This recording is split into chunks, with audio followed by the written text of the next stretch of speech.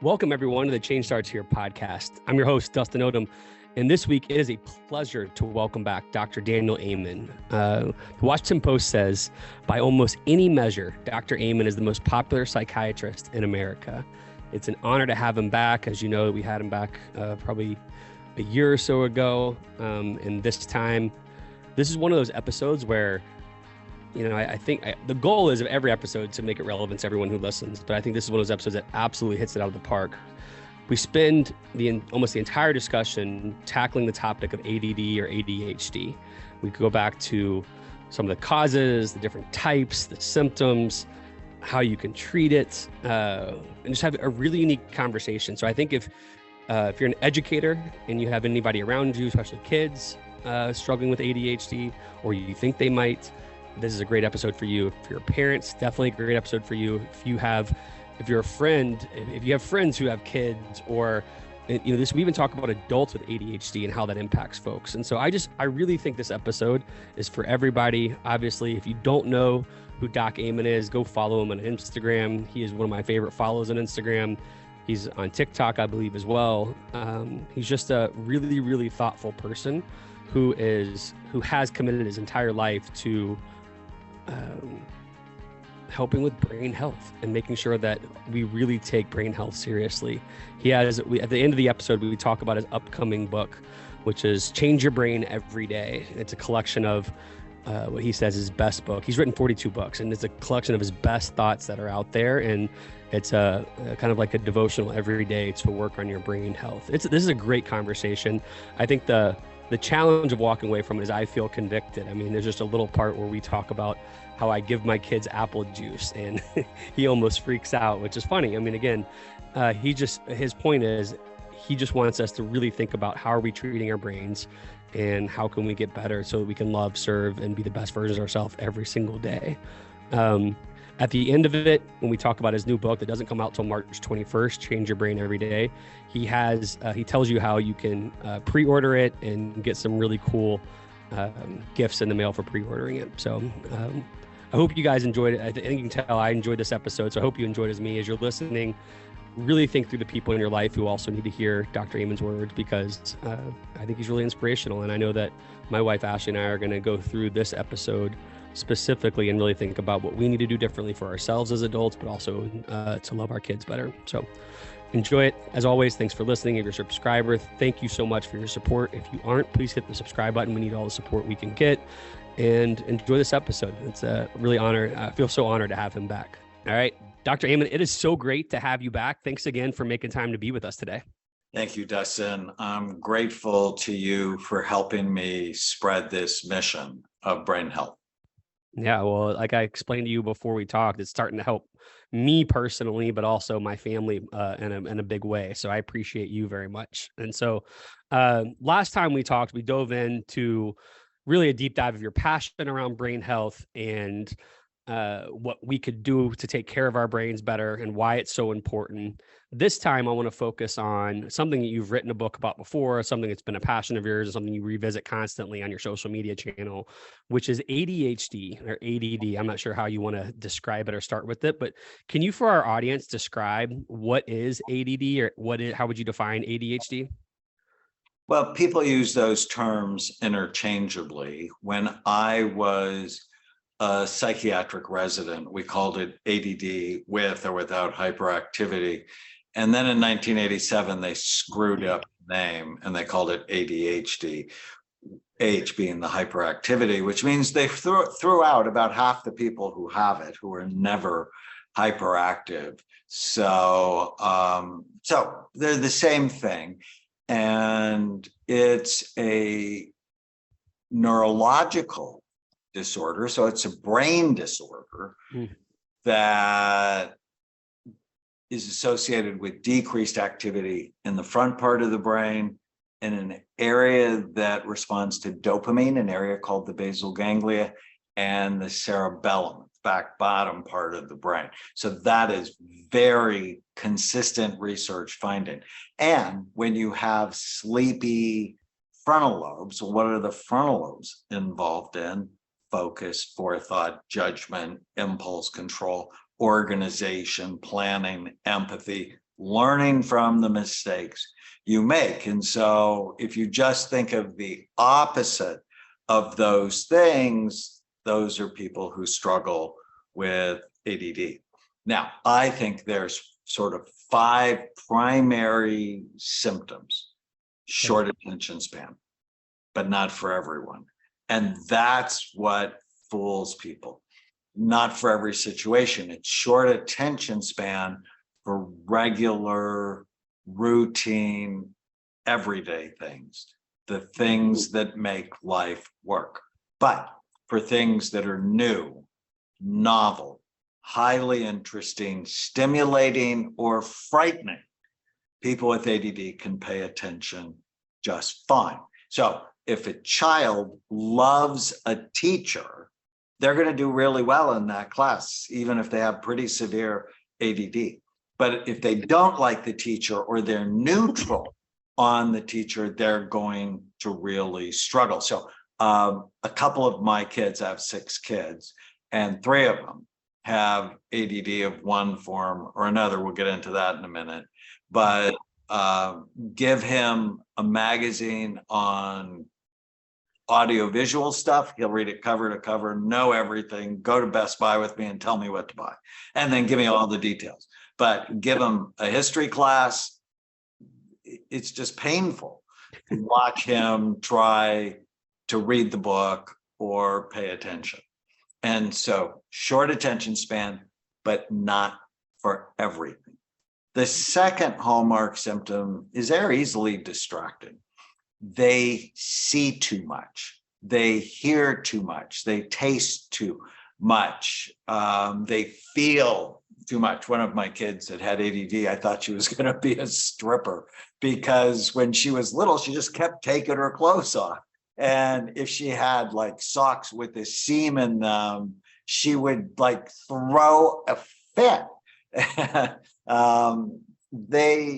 They're just too sensitive. So most of the time, our brain is really good at blocking out things we don't need to pay attention to. But people with ADD can't. So the world comes at them too intensely, too fast, which just makes them easily distracted, which then feeds the short attention span. They also tend to be disorganized for time and space. So if you look at their rooms, their desks, their book bags, their filing cabinets, generally not awesome. And they tend to be late. In fact, many of them actually don't start getting ready to go until they're late. They need this, oh my God, I'm late, stimulation, right? Because people with ADD are often conflict seeking or stimulation seeking. And they end up always like 10 minutes late to things. And I've treated like 20,000 people with ADD over the last 40 years. And I'm like, you paid for this time from 3 to 4. And if you're late, that's on you. And I tell them, you might want to call me and we'll start on the phone ahead of time, but we're stopping at 4 because I'm giving them enough anxiety so their ADD can't steal my time. Yep.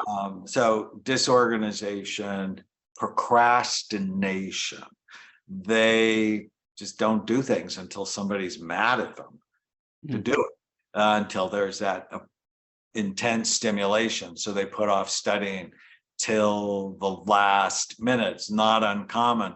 You know, it's like, well, tell me how you did in college. And they're like, you know, not as good as I could have done.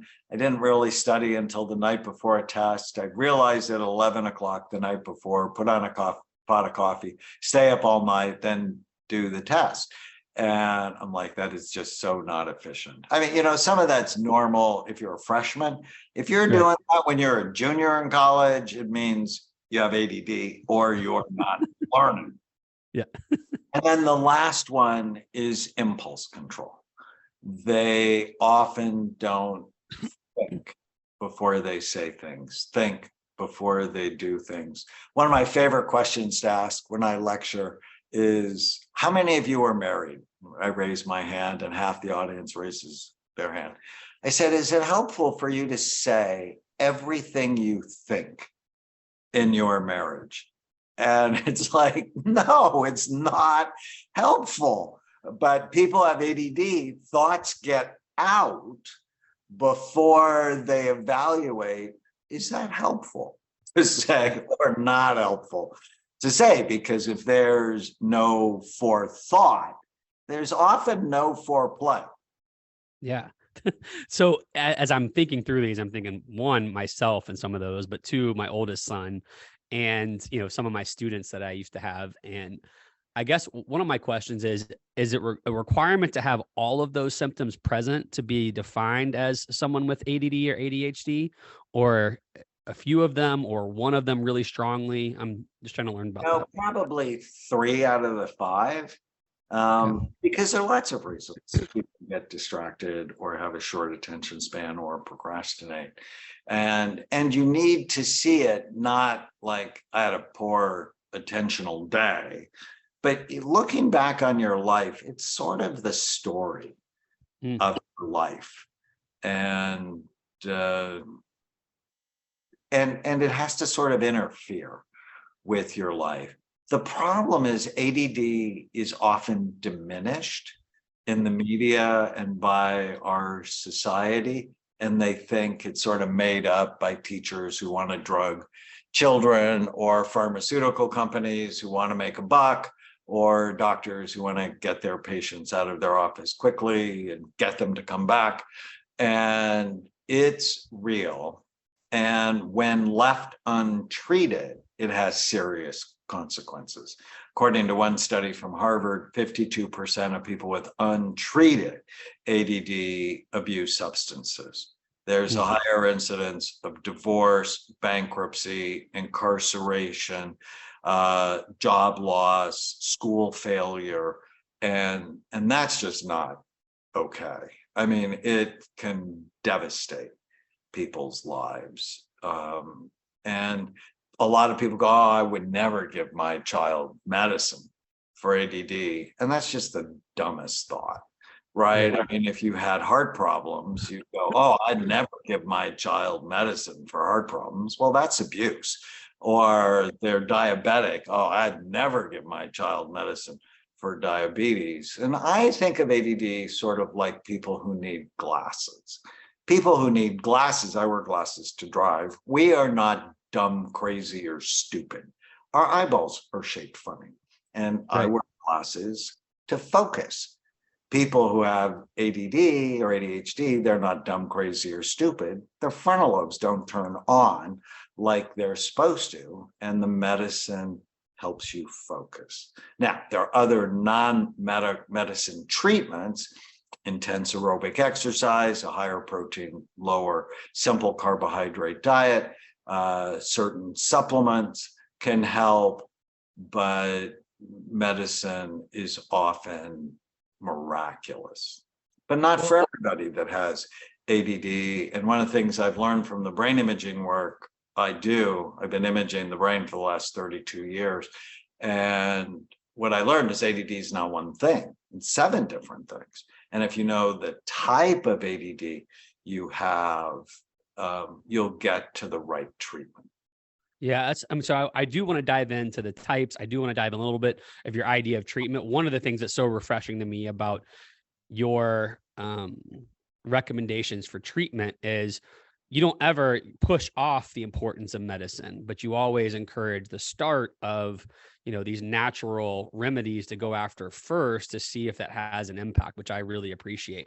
One of the things that you said is it kind of gave me PTSD from my childhood, as well as I think about some of my failures as an educator, is the idea of mind over matter, right? And so one of the things I can hear my father saying is that, oh, you don't have ADHD, or you just gotta focus more. You gotta focus harder. Is that something that you think society is finally out of, to where we actually take it more seriously? Or do you still think we have a long way to go? I think we have a long way to go. There are a lot of people that go try harder. And if you read a lot of the reports, the teacher would say, Dustin's really bright, if only he tried harder. Or if only he applied himself more. But what I've seen with the imaging work I do is the harder you try, the worse it gets. So we scan people at rest, and then we get them to do a concentration task. And often what we see with concentration, their brain deactivates. So it gets less active with concentration, where in a healthy group, it gets more active with concentration. And so it's a bit like their brain betrays them. Now, if they just fall in love, they can pay attention just fine for about 3 months. But then as new love wears off, their partner's going, why are you different? And so it's important, I think, to see it like glasses. For needing glasses, right? And everybody thinks it would be neglectful for parents not to give their children glasses. Right. And so when we think about ADHD and getting ADHD, are there causes of ADHD, or is it just something that's hereditary? Is that something that just happens and good luck? Or is it something that we kind of get from our environment or things that we have in our lives? It's genetic. In large part, when I see an ADHD child, I'm looking at their parents and thinking to myself, all right, who's got it? And I remember when Caitlin, my little one, who was hyperactive from before birth, she was so active inside her mother's womb, she thought she was going to be a boy, because the Laura is the more active a baby is inside their mother, the more likely to be. She wasn't. Trying to hold her at a year old was like trying to hold a live salmon, and just so wiggly, which was so different than her sister, who, you know, she'd sit on my lap and we'd watch Beauty and the Beast, the Disney movie, like over and over again. Caitlin's like climbing over your head and off the, I'm like, where are you going? And when we got her evaluated when she turned 4, because 30% of 3-year-olds look hyperactive, only about 5% of 4-year-olds look hyperactive. So I'm like, I'm hoping, praying, writing to the Pope, asking for a blessed picture put by her bed that she's going to outgrow it. She didn't. And when we went to the doctor basically said, all right, who's got this? Because she knows a genetic disorder. And I'm like, not me. You know, like, I've written 42 books and everyone has been turned in on time. Nobody ever has to chase me down to show up on time. And my first wife at the time went, well, not me. And I'm so grateful to the doctor who said, because she knew my first wife was in college. This was like her 12th year, trying to get her degree. She said, tell me how you study. And she said, well, I can never study at home. It's just too much noise and too much distractions. I go in my little car underneath a street lamp, no children, no noise, nothing there. I can study. And when she got diagnosed with ADD, it just explained so much pain in my life. Because when you're married to someone who has untreated ADD, it's chronically stressful. And in my book, Healing ADD, I talk about this. There's actually a chapter called The Games ADD People Play. And the first game they play is, let's have a problem.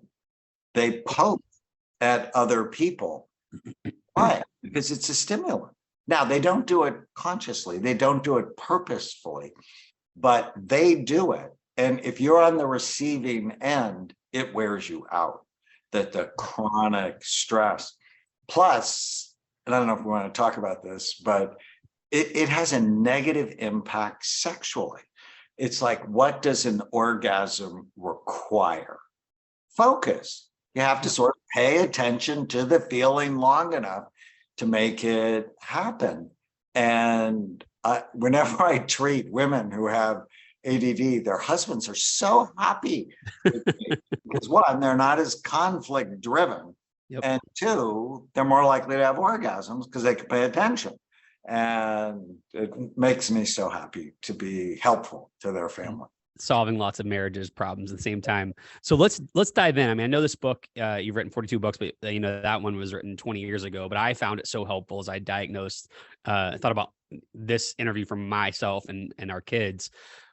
What are the 7 types of ADHD? Because, one of the things that, I appreciate you exposing, at least in my head, was I just look at a kid bouncing around and I think, oh, they've got ADD, ADHD. Well, you've got 7 types in there. So I could be missing a ton of kids that really need this type of support.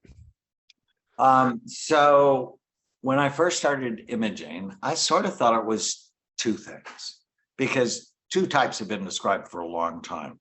The sort of classic ADHD type, hyperactive, restless, impulsive, can't concentrate. So all of the 5 symptoms plus hyperactivity, can't sit still. And then the ADD without hyperactivity. They're not hyperactive, actually not terribly impulsive, but clearly can't concentrate. Well, then it was actually a doctor at Yale described overfocused ADD, where the problem wasn't they couldn't pay attention, it's they couldn't shift their attention. And if you can't shift your attention, you can't pay attention, right? If the teacher says something that bothers you or you're stuck on it, you've now missed everything else the teacher has said. And that type is particularly common in children and grandchildren of alcoholics. So if you have alcoholism in your family history, it's usually over-focused ADD is the type you have. And a long time ago, I wrote a book called Healing the Chaos Within about the combination of Prozac and Ritalin as miraculous for these people. Now, full disclosure, I own a supplement company, but why do I own a supplement company?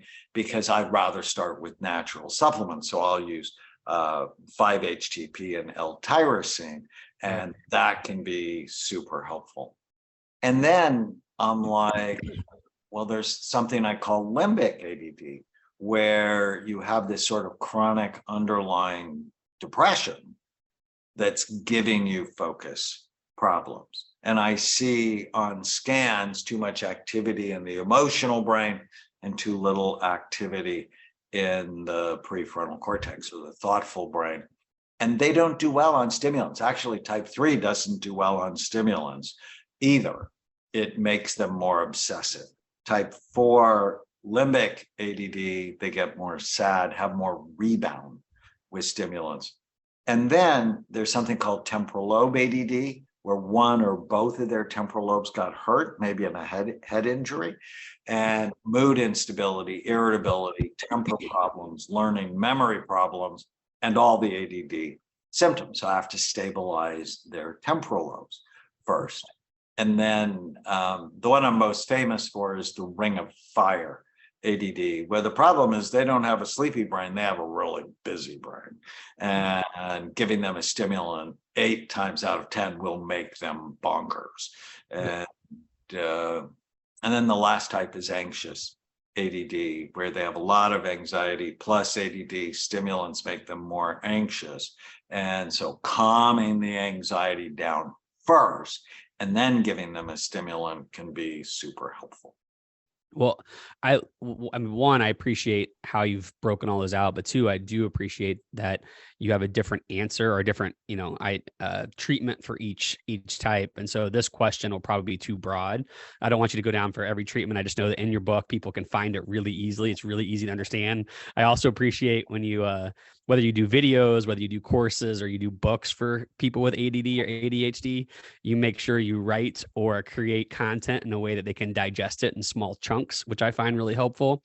But for that, what would you say like the main like first line of treatment for ADHD is when you're recommending it to folks in a broad sense? Well, no, if you have it, and what type do you have? Yep. I have a free online test, ADD type test. And it's funny, in healing ADD, think I actually have it right here. So Healing ADD. This is the revised version. The book starts with, I know you're not going to read this book. Just read the first 5 pages, and then you'll know if you have it, and you'll have a sense of your type. So that's the first thing.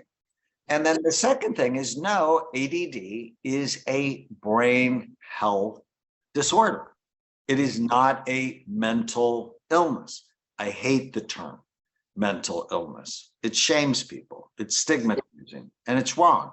And if ADD is a brain health issue, well, the first strategy is get your brain right, which means you have to feed it right, and you have to exercise, and you have to give it some basic nutritional supplements. And that applies to all of the types. And then it's really treatment specific. What I really like to do, if my patients will do it, is start with an elimination diet. Eliminate gluten, dairy, corn, soy, artificial dyes, and sweeteners. Right.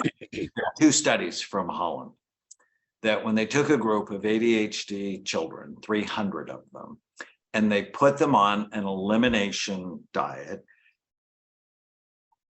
72% did not have ADD anymore. That's huge. And there are basically no side effects. And the standard American diet is increasing the incidence of ADD. I often say the real weapons of mass destruction, ISIS has nothing on our food industry. The weapons of mass destruction are highly processed, pesticide sprayed, high glycemic, low fiber food-like substances stored in plastic containers. The standard American diet, the McDonald's and Jack in the Box and Carl's, are killing us, with 72% of us overweight, 42% obese. It's the biggest brain drain in the history of the United States.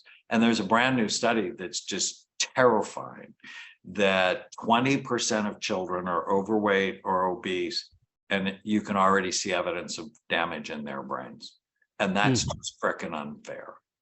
Well, we've talked about, I think in the last interview, or maybe it's one of your books that I've read, is, even though that's happening, if we get ahead of this, or we work on rebuilding our own diets or our kids' diets, they can heal their brain, right? That's the power of the brain, that we can actually start reversing that pretty quickly, right? Yeah, but the sooner you start, the better, because if you're damaging the scaffolding of a child's brain, they're going to miss some really basic developmental phases. I just want people to be way more serious. And that's the theme for me in 2023 with Change Your Brain Every Day. Yep. Brain and mental health, it's a daily practice. And if stimulants are warranted, don't be afraid of them. Be afraid, and people come to me and they go, but what about all the side effects? And I'll tell them, you may lose weight. A lot of people like that one. If you take it too late in the day, you may have trouble sleeping. You might get a headache or a tummy ache. That almost always goes away. If you get tics, you probably should stop it or add a whole bunch of magnesium to help it. But you always want to ask the second question, which is, what are the side effects if I don't take it? And from school failure to hanging out with the wrong crowd to substance abuse because you hate how you feel, to conflict-driven behavior. And a lot of kids who have ADD are conflict-seeking, as are their parents. And so untreated ADD leads to a lot of unhappiness in families, and nobody knows why, right? They just blame each other. You're a bad mom, you're a bad kid, when it has nothing to do with that. It's not will-driven negative behavior, it's brain-driven negative behavior. Before we end on talking about your new book that comes out, I think in March, right? Is March 21st still the date? Yes. And by the way, if people do not follow you on social media, they are absolutely missing out. And so I just want to hit the pause button and say that. I know that you don't need to say that, but you're my favorite person on Instagram to follow. And it's because I do feel like I get made better every day. I wish I could say I listen to it every day or I watch it every day, but definitely a couple times a week, which has been really helpful for me. So before we move on to that, I will just say one thing. You're a parent of a number of kids. You probably heard every excuse in the book from a parent or a patient you have. When you suggest to a parent, as I'm listening right now, take your kid an elimination diet, and I'm thinking, oh dear God, they're going to lose their mind when they don't get their apple juice or their whatever, their cookie bar or something. What is your encouragement back to say, get it together? Like, here's it's going to be painful for that short transition. How do you push back on the excuses that I'm sure you've heard over time, is my simple question. Well, I think you just educate them that doing the right thing is a sign of love. And God gave us parents until our prefrontal cortex fully develops. And, children aren't going to starve. And if they throw a fit, so what? It's, now educate them. When my daughter, Chloe, who's now 19, when she was 3, she and I used to play this game all the time. We called it Chloe's game. And it's basically, is this good for my brain or bad for it? So if I would say blueberries, she would go 2 thumbs up, God's better, as long as they're organic. Or if I said avocados, she would go 2 thumbs up, God's butter. If I said football, she would shake her head and look mad, and she'd go, brain is soft, skull is hard. No. Or I would say, talking back to your redheaded mother, she'd go, oh, very bad. You got to teach these kids to love their brain.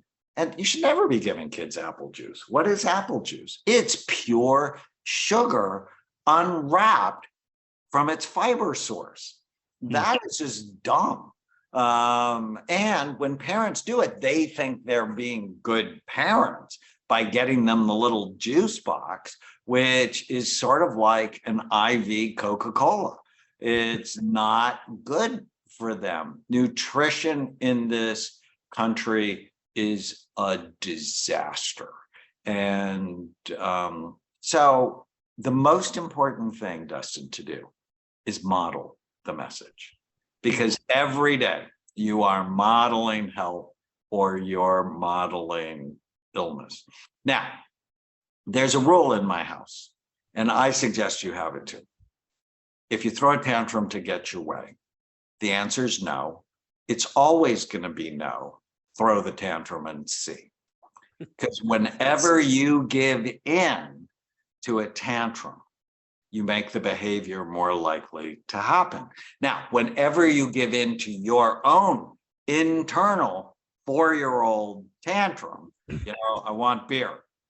Beer is not good for your brain. It's clearly not good for your brain. I want beer. And you go, no, we're not going to do it. No, I want it. And you give in, you just made it more likely you're going to give in to the bad behavior. And so the first thing always for parents to do is model the message. Yep. And you do it lovingly, do it with education, and do it with them, right? If you isolate a child and you're going to be deprived, but I'm having pizza and Coke, it's just, no, it's bad modeling. Yeah, it's funny to me, and I guess I shouldn't say funny. Your Instagram, I feel like you're on a loop of every, I don't know, let's call it week or 2 weeks or 3 weeks, where you're, either talking about the negative impacts of alcohol, the negative impacts of poor diet on your brain, on your health, on everything.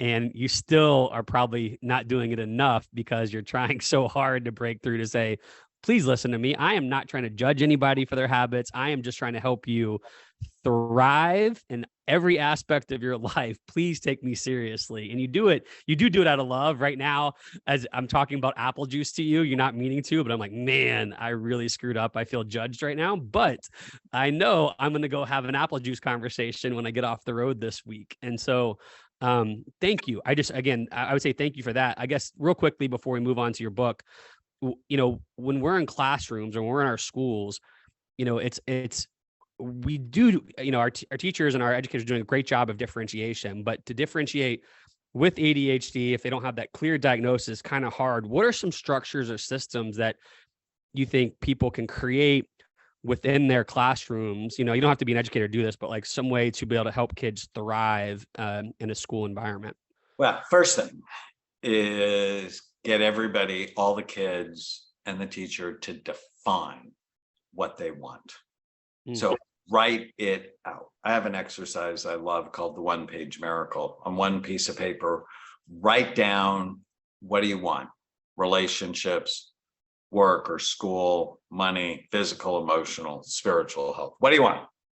Get the kids to do it. Kids can do it in kindergarten.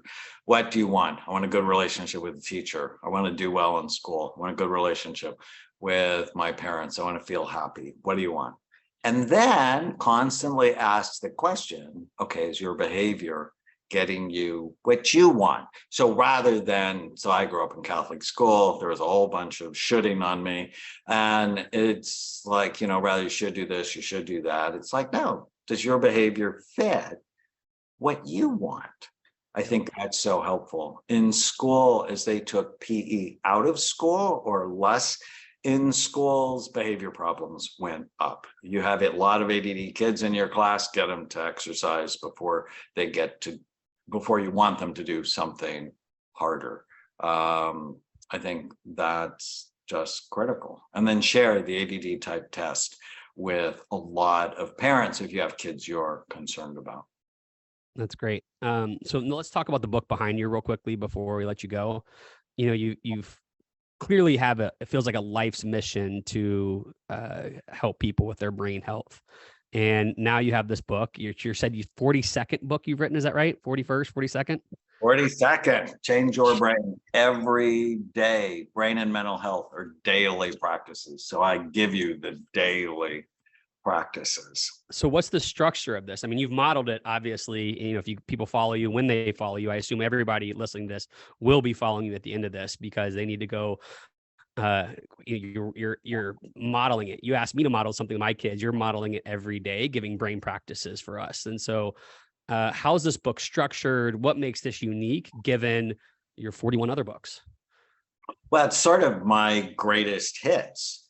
I saw Miley Cyrus and Dolly Parton on New Year's Eve, and it's sort of like Dolly Parton's greatest hits. It's like the best thing she's ever done. We watched that and loved it too.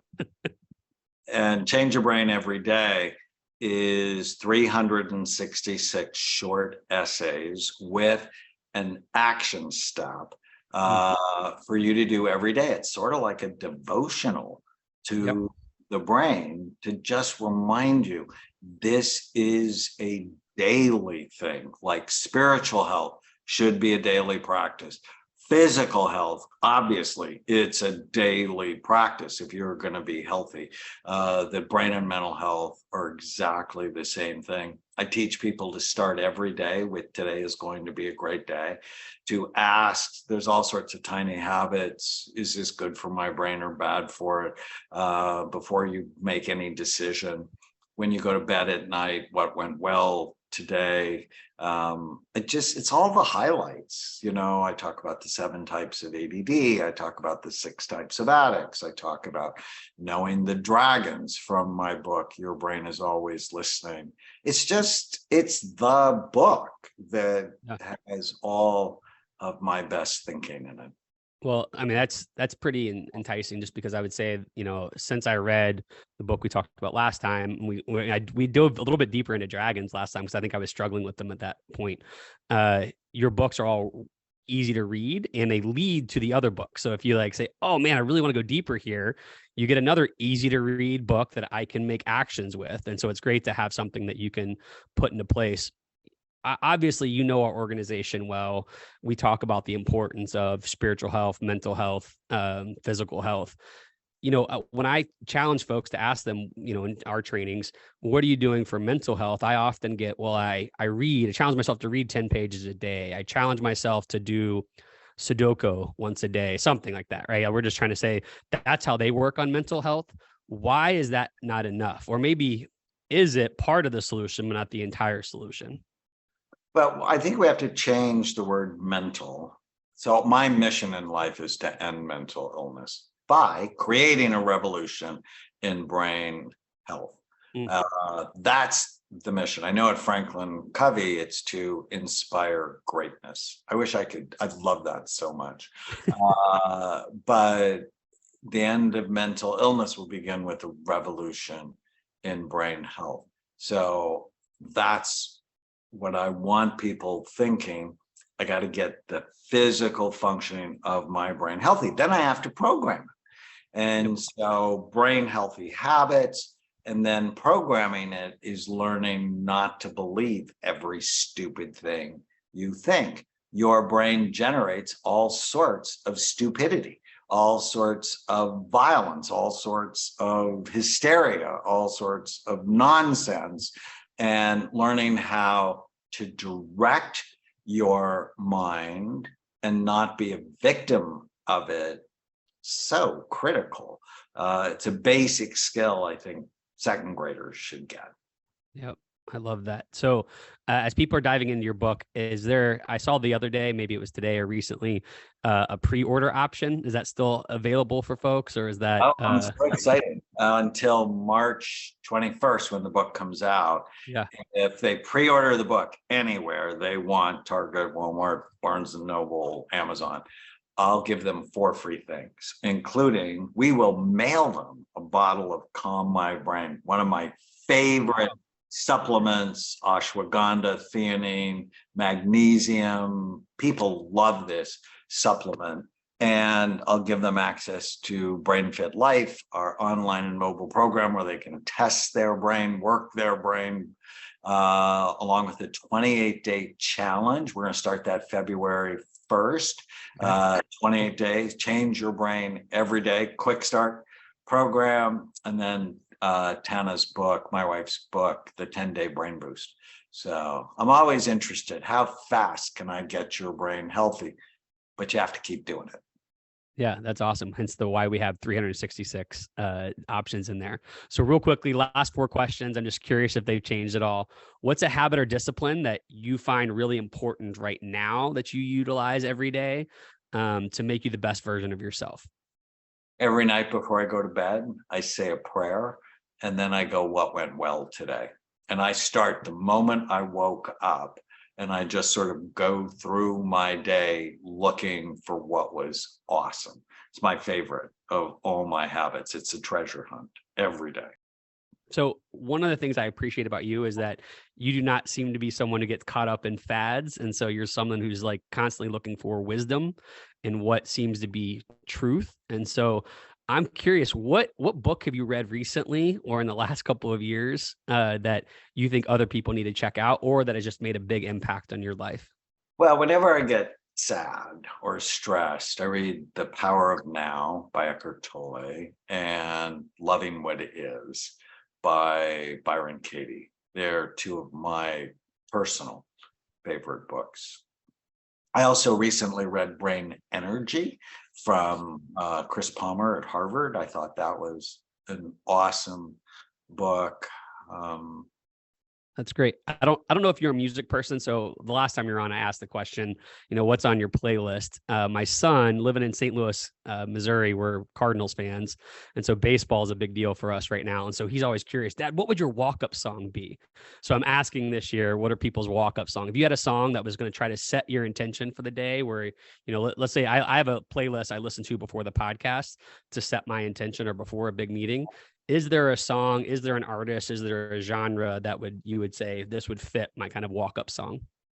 Well, I've been blessed to see Miley Cyrus for the last 11 years. And during the pandemic, that became public. And she has a brand new album coming out January 13th. And she has a song called Flowers that is so stinking awesome. And it's, if you don't love me anymore, I love myself. I can bring myself flowers. I can hold my own hand. I love that song. That's awesome. By the way, that was breaking news. First time we've done that on the podcast. You have made my day, sir. Last piece of advice you want to leave with. I'll tell you, I'm not used to doing this with anybody, but since I follow you too closely, I'm telling you something that's helped me. I think it's kind of your one-page miracle, but it was kind of as people were getting ready for 2023, you just said, put down the things you want to be and ask yourself, does this, I think the question was, does it fit, right? Like, to do these actions fit? What's the best piece of advice you have for people? That may be it. And I'm so sorry if I just stole it. I was just excited to share it for folks as they attack 2023. Well, I don't have any tattoos, but if I did, does it fit would be one of the first ones. But since you said that, the other one would be, is it true? The brain is a sneaky organ. We all have these weird, crazy, stupid, sexual, violent thoughts that nobody should ever hear. And when you get a thought, it's not the thoughts you have that make you suffer. It's the thoughts you attach to that make you suffer. So just when something pops up in your head, don't attach to it. Just go, is it true? And it'll decrease the amount of suffering you go through exponentially. Well, we feel very blessed that you've come on again. And I've got an idea to get you back on a third time. You're going to write probably 12 books between the next year or so when we can have you back. But I would like to put myself out there as someone who's going to start practicing what you've asked me to preach is, does it fit, right? Because we talk about you've got to be the change and you're challenging people to model. And so I will start by diving into your book. And once I complete it, we can talk again. How about that? I look forward to it. That would be awesome. Thank you so much for your time. I really appreciate it. I know how busy you are. This is just an awesome, awesome opportunity for us. And so thank you as always, for bringing your head and heart here. Thank you, Dustin. Thank you for helping me spread the word. We can end mental illness if we create a revolution in brain health. I totally believe it. And you've been a big part of my improvement already. So I've got a long way to go, obviously. And I will get rid of apple juice. That'll be the one quick thing that we'll do in my family. Not that that's a big takeaway, but just along those lines is when it comes to food, you want to always ask yourself, or what you drink, do I love it? And does it love me back? And, I love apple juice, but it hates me. It makes me fat and diabetic. No, and I don't know if you've ever been in a bad relationship. I have. Oh, yeah. I'm not doing it anymore. It's like, no, I'm only going to love people and have people in my life that respect me and that care about me. I'm like done with that. Well, I'm damn sure not going to do it with food, right? Yeah. I only want to be in a relationship that I love, that loves me back. And apple juice doesn't fit. Does it fit? Is it true? And does it love me back? Thank you so much. I appreciate you. And I look forward to having on again in the future. And I wish you the best of luck on this book launch. Great. Thanks, Dustin. Please support us by subscribing to our YouTube channel, podcast on Apple or Spotify, and help us celebrate the beautiful, messy work of shaping human potential.